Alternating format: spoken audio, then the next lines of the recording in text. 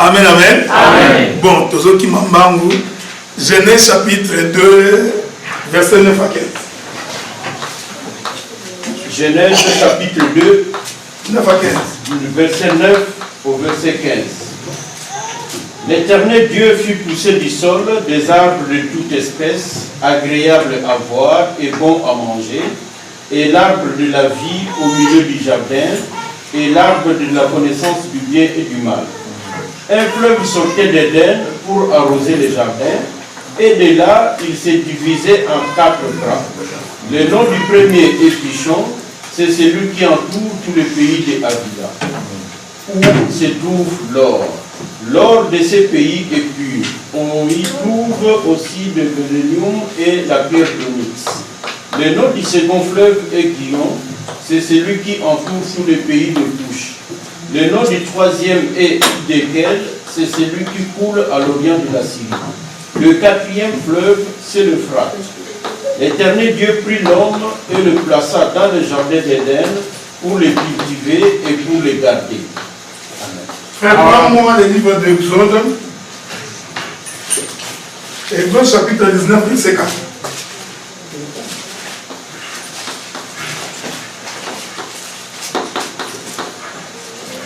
Exode chapitre 19e, 4e verset.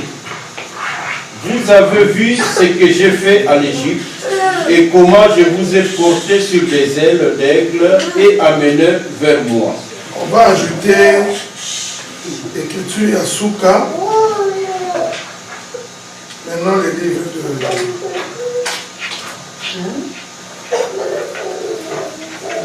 Marc, chapitre 9, verset 2.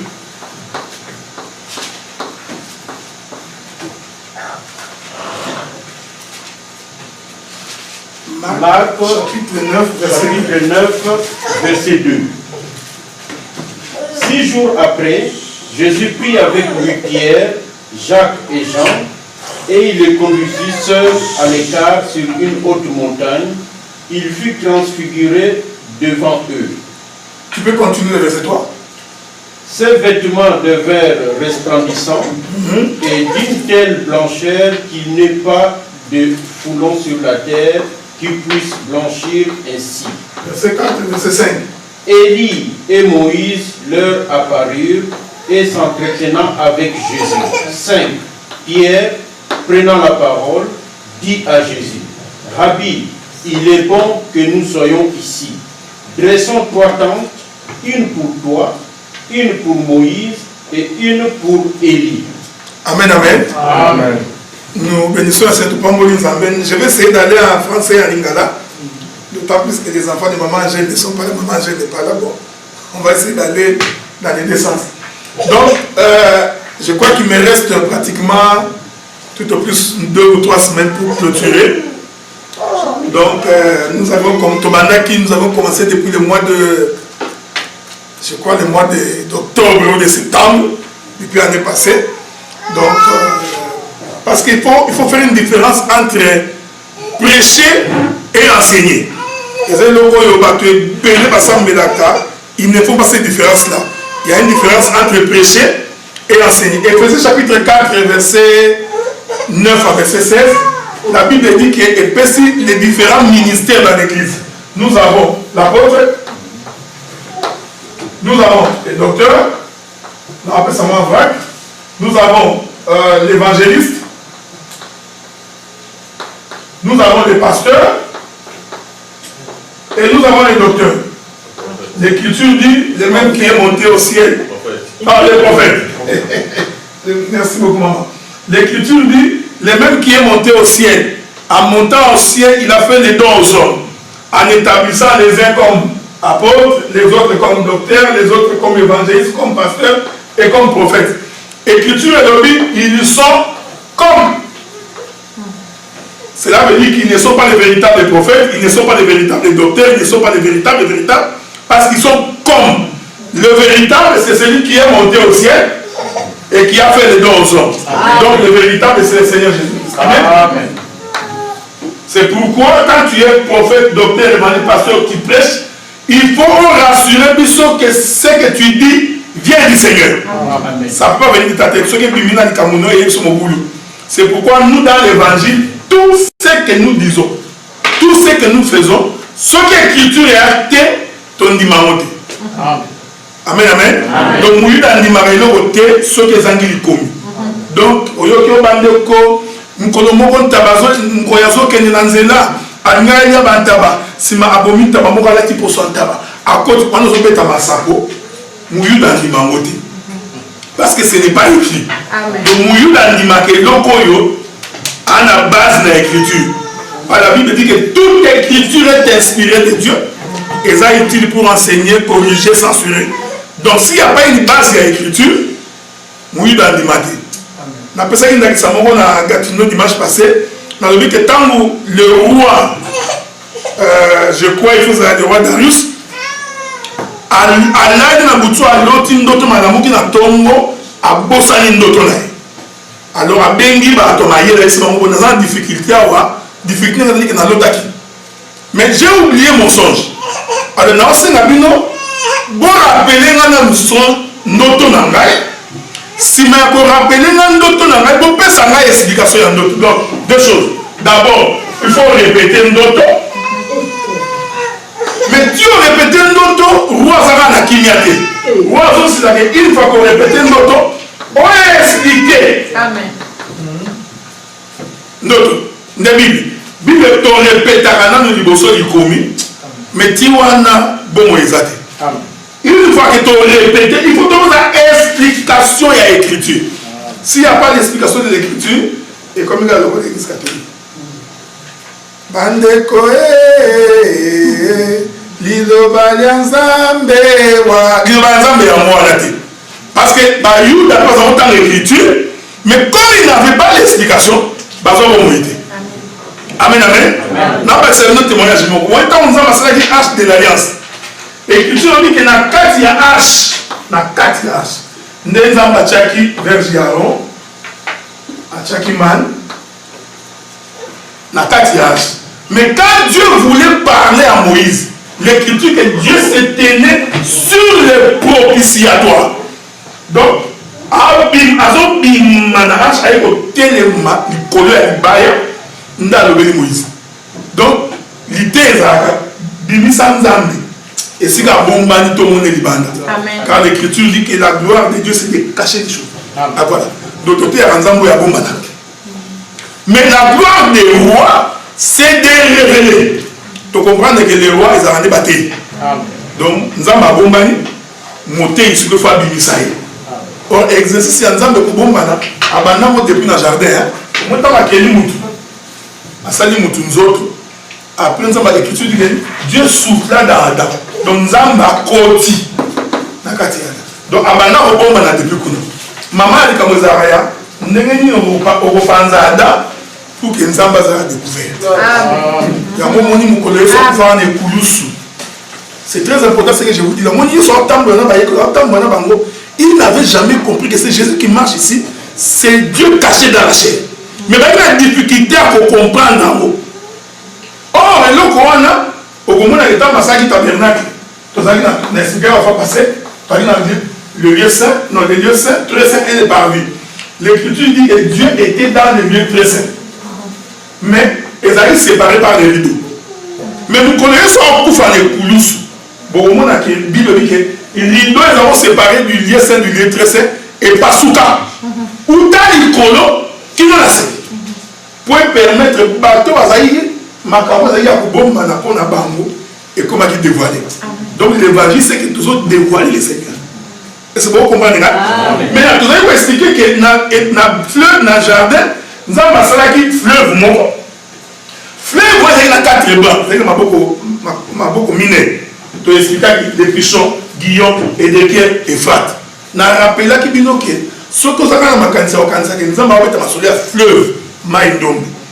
Fleuve Congo aura difficulté parce que ça va intéresser les embêtés. Le fleuve où nous avons dans le jardin, tu expliquer que ça va bomber belé. Ça va aux ongles là. Pour les musiba et les nuits aux allemands en état. Totalement dit pour nous expliquer que pichon ils ont les lions. Guillaume c'est le veau ou bien le bœuf. Et de qui les a l'homme. Et puis Ephrath les a aigle.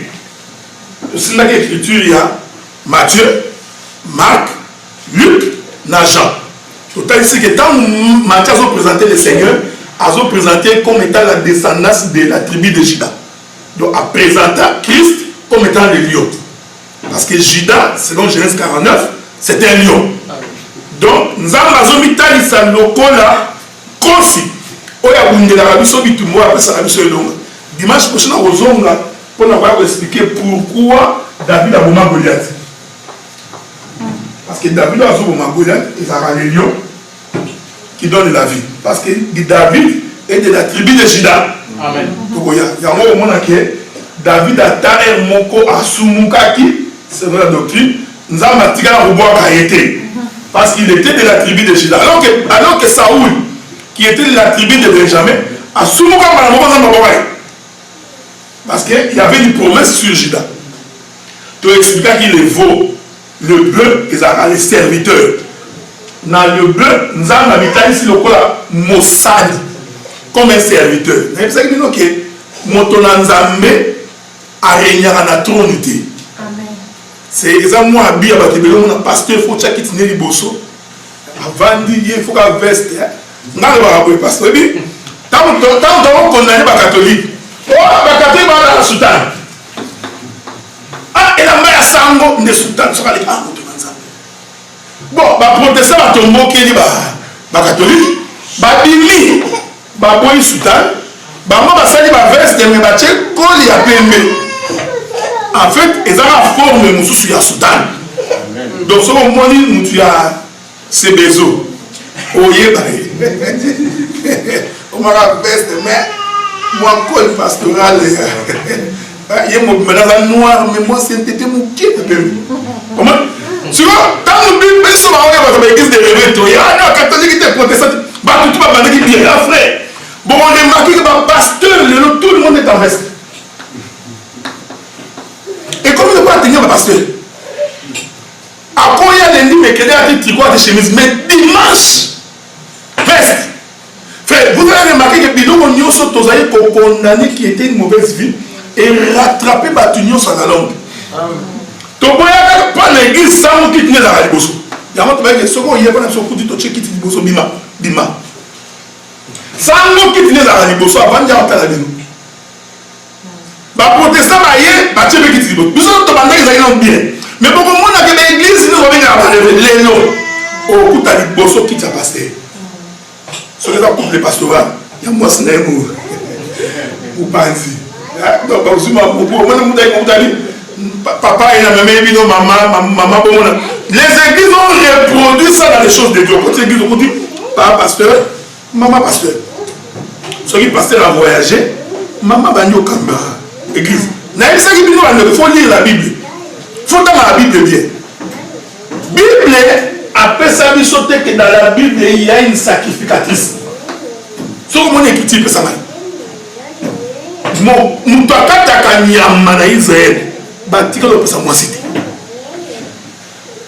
Ne pouvait sacrifier à Israël qu'un sacrificateur, c'est-à-dire Mobile, Boïran Mobile. Et puis on dit que la loi se trouve dans la bouche du sacrificateur. Donc, on doit dire qu'ils ont un sacrificateur. Quand Israël a dit, à coup de sacrificateur, c'est le sacrificateur qui lit la Bible pour le peuple. Nous avons Azobati. À ça, il nous avec un but, il sait pourquoi il le fait. Dans le jardin, on a précisé Bino. Quand on doit dire dans le jardin, nous avons mis Adam. Adam, au poste de l'Église, nous avons battu Adam. Hein? Dans le jardin, nous avons battu Adam. Avant l'Écriture dit que Dieu fit venir tous les animaux devant Adam. Donc, comment Adam, comme l'esprit de l'Éternel était à Adam, Dieu lui disait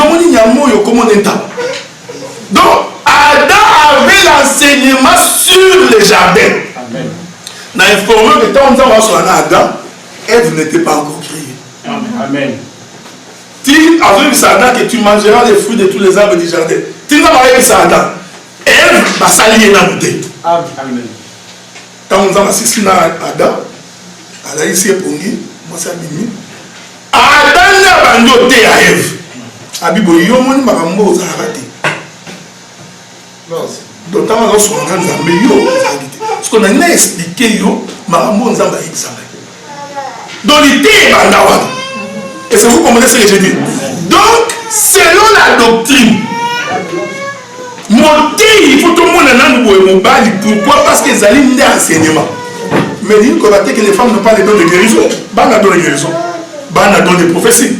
Toi la difficulté peut que nous devons confondre don de prophétie et ministère prophétique. Et donc on est va te bénir.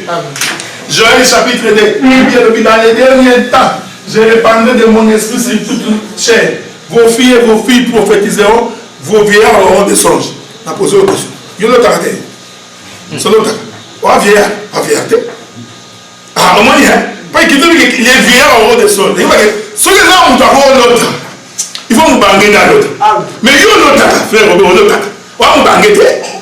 Est-ce que nous avons se contredire? On nous a bien un vieillard. Et ça, il y a un vieillard. Amen. On nous a dit que vos filles et vos fils prophétiseront. Et ça, il y a un vieillard. Et c'est bon pour moi. Or, les dons de prophétie. Et puis c'est l'ami, nous avons des femmes dans la Bible qui ont exercé les dons de prophétie. Bazali, qui ont prophétisé. Or, au moment où les dons de prophétie est portés sur la vie du peuple. On appelle ça ça. Aux Amukanda dans 2 ans. C'est un don de prophétie. Ça porte sur ta vie. Moi, c'est pas la cause. C'est un don. Au sommet,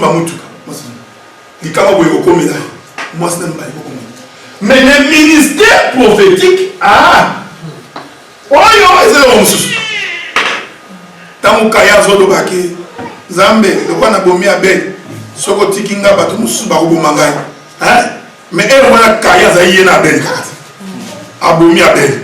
Tant que nous avons des choses, Benin, Batou Nino, Kaya Zaodo. Ah, voilà, son ministère prophétique, Oliamine. Et que c'est une donne de prophète. Dis-nous, Adana et Baboti Kaya Ben, Kaya Bomi à Ben. Nous avons Bengani Kaya, Kaya Bin Zam, sur Bengani, nous avons un peu de nous tournons Kaya Zaodo. Pourquoi il y a tout le monde qui a dit mot? Ah, ouais, ministère prophétique, nous avons expliqué. Et c'est bon pour moi, il y en a là. Guerre et Agog, Magog, Armageddon. On va expliquer les dons de prophétie, le ministère prophétique. Ils ont dompté. Il y a un moment où la base est non solo bâtée. Tout naïe. On dit Gog, on dit Gog té.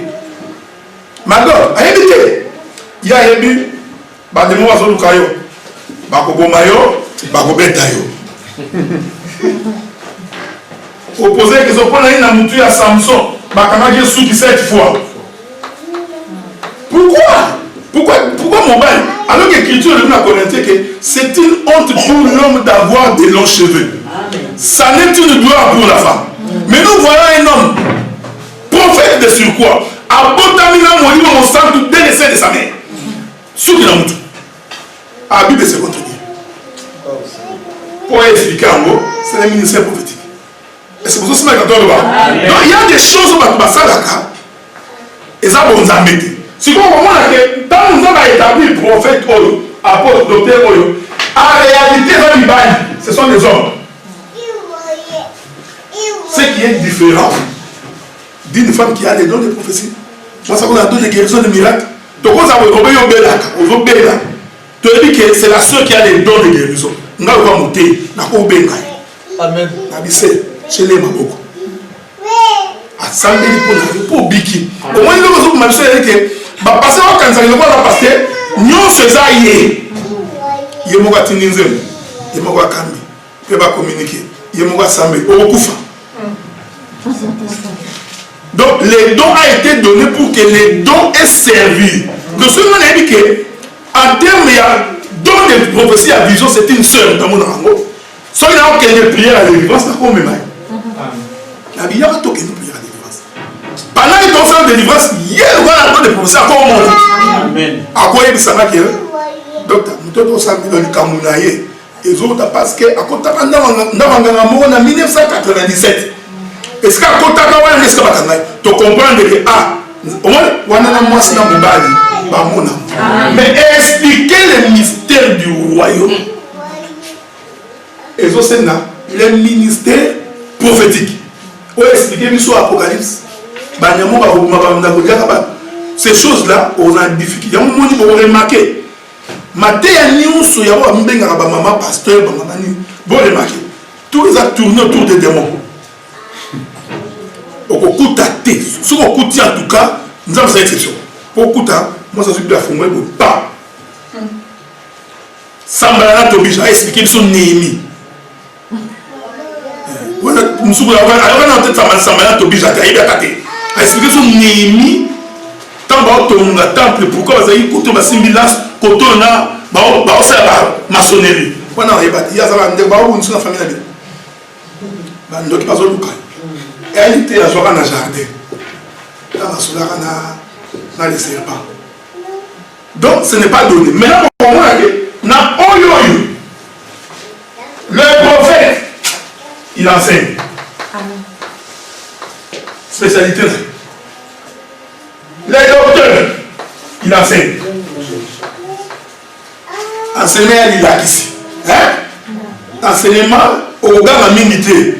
Au moins, Mathieu, c'est l'enseignement au bandi. Aujourd'hui, ils vont comprendre les lignes isolées. C'est l'enseignement. L'apôtre, il est aussi dans l'enseignement. Car l'écriture dit nous sommes bâtis sur les enseignements des prophètes et des apôtres. Mon moment, l'évangéliste et les pasteurs, ils sont plus dans la prédication. Dans la personne qui ça. Quand on a dit ça, on veut qu'ils nous bien. Ça, c'est l'évangéliste. La difficulté, pas ce qu'on commet. Zamba est capable. Aucune autre ça, c'est les pasteurs et capacités. C'est la prédication. Et vous voyez, deux dimanches, tout au plus, deux prédications pour théâtre. Il y a madame. Mais pour expliquer les fêtes de l'éternel, les enseignements, et vous avez 4 mois, 6 mois. Les 7 fêtes de l'éternel. Ok, les fêtes parfaites, fêtes sans levain, il y a 7e jour. Ça, c'est l'enseignement. Donc, nous devons aller là ici, à lui qu'on distingue que Mouton na minute, Aza pour enseigner, Mouton na minute, Aza pour prêcher. Il y a mon moni, et pas la vie sur la santé. Monter à Rome à 6 mois. À 6 mois, parce que l'enseignement est Zouakata. Mes prédications, dimanche, parce qu'il y a un besoin de la salle, dans la foule. Togoya, au moment qu'il y a prédication, ça c'est l'évangéliste. Il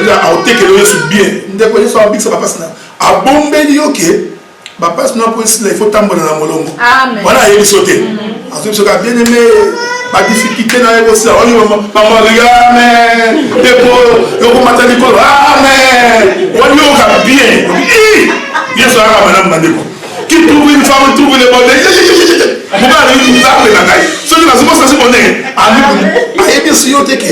Moi, je suis a compliqué au vite à la côte de la voilà mon meilleur. Tant que vous côté allez, récupérer la doté.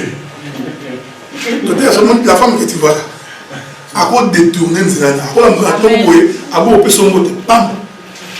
Au tourner, maman est comme ça, et l'autre. L'autre église dans l'ennemi. Bamba, bamba. Et c'est pour que je dis. Voilà quoi l'enseignement, mais il va faire avec son okima. Il va faire avec son okima. Il y a un moment où quand Christ faisait les miracles, ça c'est les pasteurs et les évangélistes. Dans le pousse, il va pousser bon, si on va aller là, quiconque ne mange pas marcher. Et ne boit pas de mon sang. Il n'est pas digne de un bataille. Qui peut s'y porter? Moïse nous avait dit que ton poli a moutouté. Ton mère a maquillé Moïse. Cette parole est dure. Mais pour la soyez pour la bala toya. Mapa, Togolia. Mais il y a Tolia, tu as une zéla, tu as bimi. Moi, tu as ça, mais c'est qui va monter les Kamabombi. Amen. Au moment où il est marqué, il va monter tout. Quand on a souka, on a souki, on a terre, il y a ben, on a un bino. Bokete. Pour Pépé la répondre, où irons-nous? Nous savons que c'est toi qui as la parole de la vie. Dans le monde, l'église, il y a bandi na parole. Mais si nous avons une église na loyenge, avant d'aller, à quel point on m'a c'est pourquoi nous avons partagé, je crois, avec le frère Eric de Nabutu. Et qui nous a dit que si nous n'avons l'espérance que pour les choses de ce monde, alors nous sommes les plus malheureux de tous. Amen. Et c'est bon comment là. Donc, tu as la différence entre l'éducation et l'enseignement. L'idée n'a pas ici. Alors, tu as la question. Il y a un moment, et vous savez tout ça, il faut comprendre, mais il faut parce qu'ils ont la question. Mais il y a que quand vous voyez, de côté à l'évangéliste, le côté à pasteur. Amen. Mais tu as la question. Si vous avez dit dimanche passé, tant que maman a 10 minutes, nous avons écrit tout à l'heure. Quand nous avons obéi à Israël, tout le monde a atteint Aaron na Moïse. Mais l'écriture totale, nous dit que nous avons ici non, non. Na kumba bino na mapapu ya bombo. Donc, na zwa bino, na chabino na mapapu, na kumba bino. Nelo beni mususu ndo asema que non en réalité kombimana bino na Égypte, ezalande botika mabele bozo matalikolo. Parce qu'il dit vraiment que je vous ai porté sur les ailes de l'aigle, vous amenant vers moi. Oh, je te dis que nous avons la likolo. Les cieux, les cieux et son trône. Donc, tant que je vous ai amené vers moi, à hauteur, c'est qu'en fait, na tiki bino bolongo na mabele, na memi bino likolo. Donc, on va dire dimanche passé. Ndeke po pongo, azana besoin ya mapapu mibali. Li papu moko, obima satongi. Donc, ndeke bokati ba mu apumwate. Yango bo mona. Ba télé, ba spécialiste pour expliquer le Nouveau Testament. Parce que pour le Nouveau Testament, c'est simple et c'est clair. Si vous posez une question sur l'Ancien Testament, non, non, non, non, non, ce que vous tournez, ce que vous avez pourquoi nous avons bâti la Bible? Parce que la Bible écriture nous a inspiré de Dieu, a utile à quelque chose. Pourquoi Dieu a-t-il mis ces choses dans l'Ancien Testament? En fait, dans l'Ancien et dans le Nouveau Testament, ils ont les deux ailes de l'oiseau. Ma papoumi balé à pomme. Christ est à la pierre angulaire, où ils ont permettre à Pumbo. Et c'est bon aussi, Amen. Donc, comme Matalikolo et Sengaka, les témoignages de deux.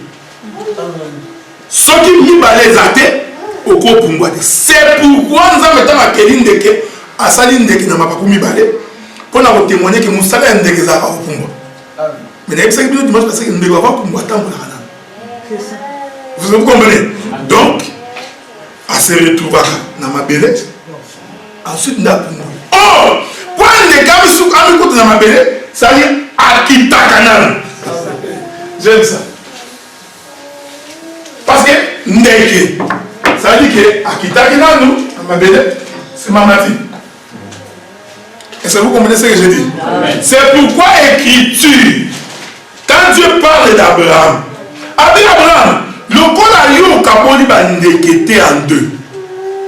Ta postérité descendra. L'écriture dit que Jacob descendit en Égypte. Amen. Autant que moi. Mais ceux qui ont taillé physiquement, Jacob a sa descendité. À Tambola. D'un point vers un autre.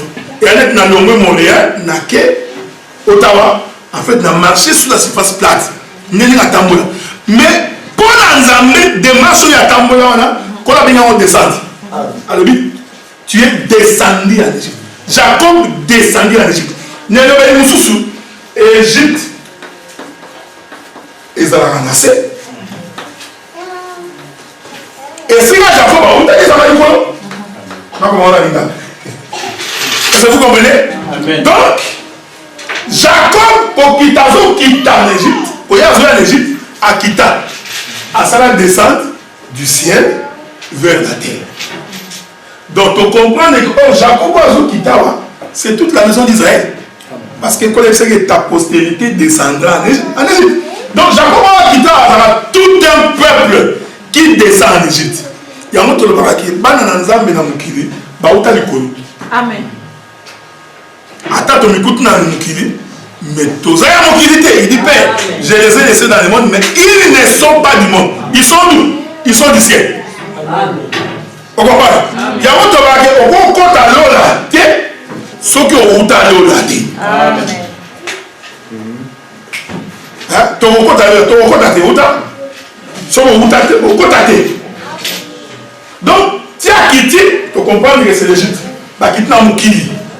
Donc, quand on a mis ça dans l'Égypte, en d'autres termes, il y a un exode de dit que je vous ai porté sur les ailes de l'aigle. Amen. Amen. Tu as enlèvement. Si on dit que tu as enlèvement, n'a pas su l'écriture. De la même manière que Jacob est descendu et qu'il est remonté, de la même manière. Amen. Donc, l'enlèvement est la réalité. Amen. Est-ce que c'est bien? Si vous avez maman on écrit n'a pas ça qui. Nkolo aponi ba yeko. C'est quand on a marqué. Batamboli. Verset total dans l'écriture dit 6 jours après. C'est très important. Maman, c'est quoi?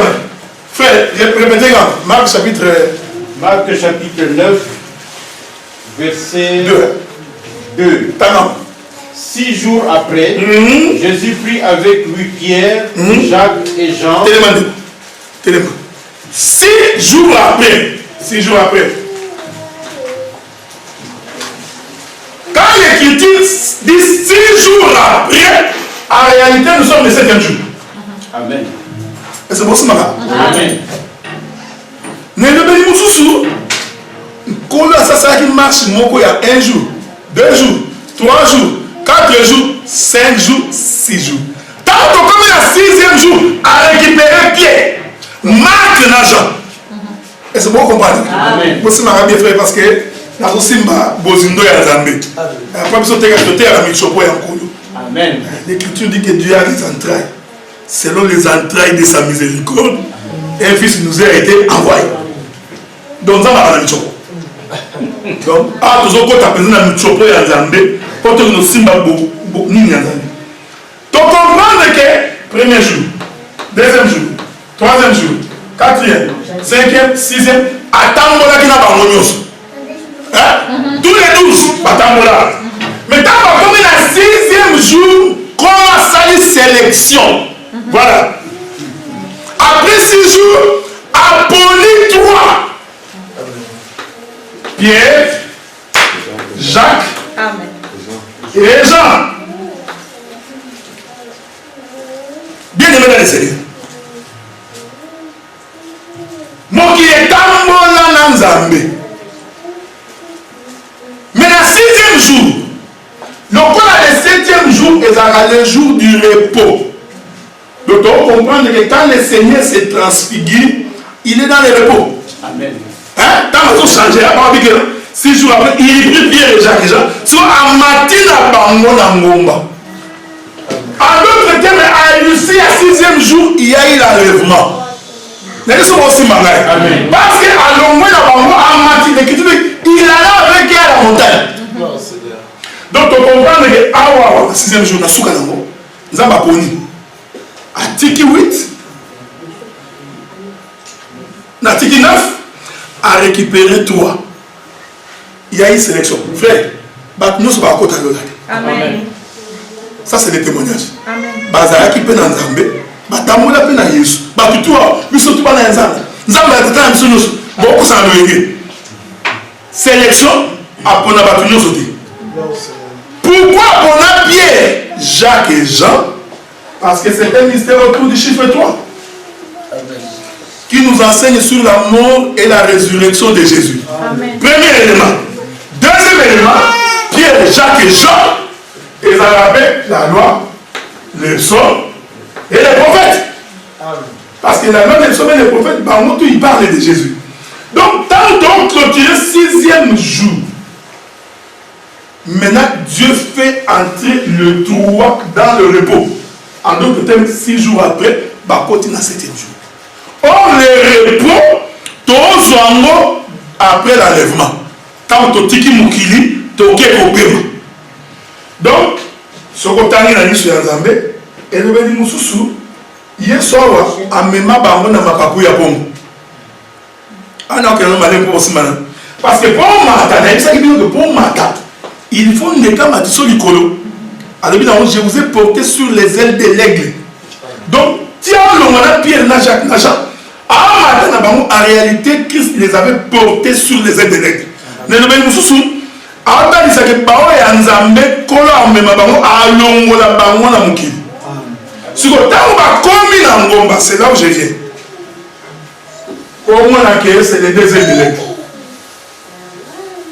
Toujours les deux expliqués. Dans commis la Ngomba, l'écriture dit que Kola a se transformé. Dans se transformé, il y a un Kola. Bamoni d'un côté, Élie. Et de l'autre côté, Moïse. Et c'est beau aussi, Mara.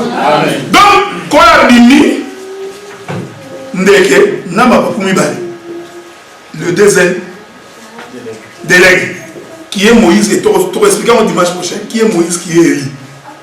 Parce que c'est important, il faut comprendre que Moïse a un mouton à Koufa, mais Béméné mon anadi.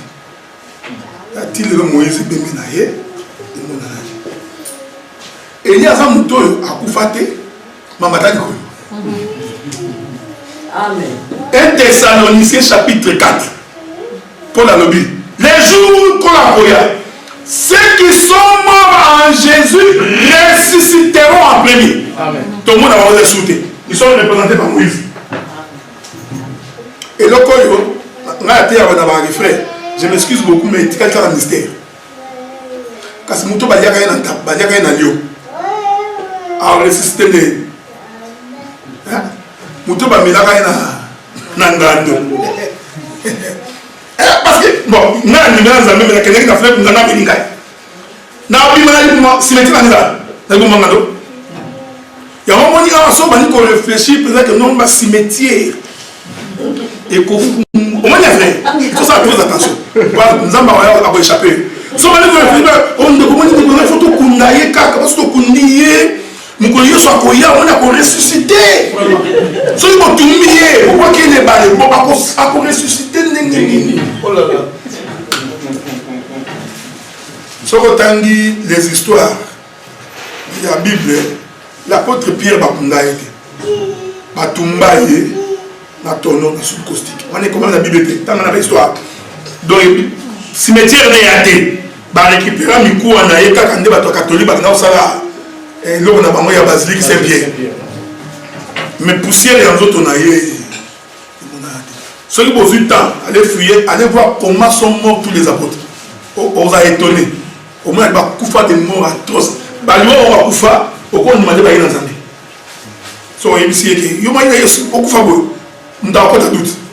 Parce que ba koufa ba mort atroce. Si on fait comme ça à un bois vert, qu'est-ce qu'on fera à vous? Les bois secs. Donc, il y a pas. Donc, on comprend que Moïse, en Jésus, mais dans les cimetières n'est pas de ce monde. Il y a un moment où il y a Moïse. C'est Moïse et ça vous comprenez? C'est pourquoi il y a une écriture qui dit pourquoi allez-vous chercher les morts et pourquoi allez-vous chercher les vivants parmi les morts? Autant les vivants, dans le cimetière. Mais il me semble que non, un vivant ne peut pas être dans un cimetière. Or, tous ceux qui meurent en Jésus, en réalité, va profiter. L'écriture dit qu'il donne. Donc, moi et pas la société. Nous sommes tous représentés par Moïse. Amen. Mais Élie a mouton et a matin. À mon avis, Paul a dit ceux qui sont morts en Jésus ressusciteront en premier. Ensuite, nous les vivants, nous allons revêtir l'incorruptibilité du corps. Amen. Donc, na bon moto fidèle. Tu changer nature, tu mati. Batouana Nyon se va représenter par lui. Alléluia. C'est vous comprenez ça, nous disons. Donc, si quand on va apparaître sur la montagne transfigurée, alors ça enseignement. Il disait ceux qui sont morts à Jésus ressusciteront en premier. Les vivants seront revêtus de corruptibilité. Bidonios, Nangomba, Tokoti na repos. Or, c'est le mouvement de l'aigle. Parce que c'est l'aigle qui nous fait quitter la terre pour nous amener vers le ciel. Nous avons compris le nom. Dès dimanche passé, nous avons dit que les aiglons. Écriture dit que là où se trouve le cadavre, les aigles vont se réunir. Donc, nous avons ce qui est bien béaté. C'est bon, c'est ma frère. Amen. Donc, le rassemblement n'est possible que s'il y a un cadavre. S'il n'y a pas de cadavre, il y a un rassemblement. Est-ce qu'il faut ça attention? Parce que l'Église ça veut dire que non, vous mieux aller dans une maison de deuil que dans une maison de fête. Ah, on t'a dit, d'accord, tata m'a dit, Koufaki, Bible, vous mieux aller dans une maison de deuil. Il faut aller dans un matanga, tata m'a dit, non. Tata m'a dit, ça va intéresser les embêtés. Dans un matanga, on va et ça, Amen. Donc, à tout que nous matanga, à tout ce que nous frères. Échanger de vote. Quel est le fait? Amen. Hein? Yo za matanga fait na kefe na sumu kité. Non, moni le kola papa Koufi dans ça 40 jours, 40 nuits, na boningalaté, na o comprendre te. Comprendre ta ko fana ye akuku tiki na nini o KIP. Musala pozo et changer le hôtel et bien. Est-ce que le hôtel? Au lieu de fou, il y a un là, on a un souci, mais attendez, il faut se mouiller. Est-ce que vous comprenez? Là, on a barré. Au moment où on a fait, on a fait une chanson là. Moi, je m'assère, ça va? Quand on a fait un peu, on va passer pour qu'il me dise. Non, on va profiter à 6 couillons. Il a fait des mois de qualité, frère. Frère, ma tournée est sur Yesu. Mon toit est dans mon ciel. Il y a Koufi Oyazu. Oyakufi Oyazu. Je ne sais pas si moi, je suis un peu. Quand je suis un peu, donc, ce qui est dans le lit qui est là, on va dire que nous connaissons qu'on a dit que nous sommes frère, on va bien nous le voir. N'a pas vérité fait, on va nous éviter. Amen. Honnêtement, nous sommes là, on va nous oh, bien aimé, mon côté, nous avons Abraham, Isaac et Jacob. Abraham a vu au monde. D'abord, il dit au moins, ils ont compris tout ça. C'est une façon de parler. Parce que mon toit est donné à Abraham. Jérémie répond à cette question-là. Je pense que c'est Jérémie. Nous sommes tous l'argile entre les mains du potier. Tant que tu as argile, nous avons la forme.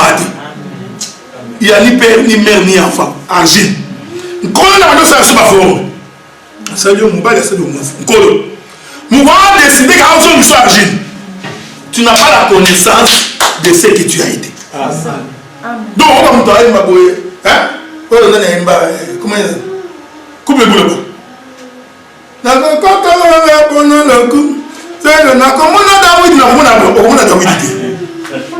que tu as donné quoi que tu verras un David.